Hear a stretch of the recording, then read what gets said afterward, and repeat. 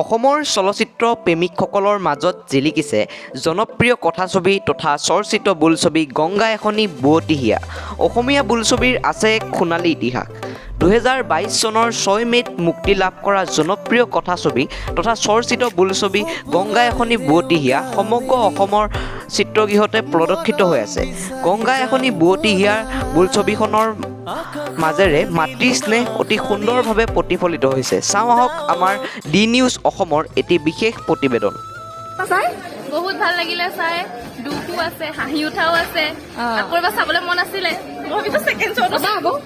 বহুত বেছি ভাল লাগিলে আৰু প্ৰস্তুতি বা এক্টিং মই এনেও ভাল পাওঁ আৰু আজি বিশেষকৈ বহুত বেছি ভাল লাগিলে, ক'ব নোৱাৰো এইটো মানে।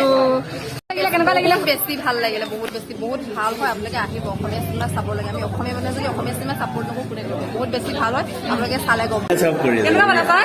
ভাল লাগিলে চাই। ভাল লাগিলে? কেনেকুৱা লাগিল? ভাল লাগিলে। কেনেকুৱা লাগিল? আল্টিমেট কেনেকুৱা কেনেকুৱা দুবনা কেনেকুৱা পালে চাই? হা লাগিলে কেনেকুৱা পালে চাই? বঢ়িয়া লাগিলে। কি খাবা কোৱা? চাহ নে কফি? কেনেকুৱা পালে চাই?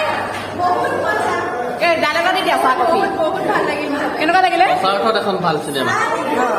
চাহ কফি এইফালে শুনিবি না, চাহ খাব নে কফি? অ' ভণ্টি কেনেকুৱা পালা চাই? বহুত ভাল লাগিল। চাহ খাব নে কফি? কফি।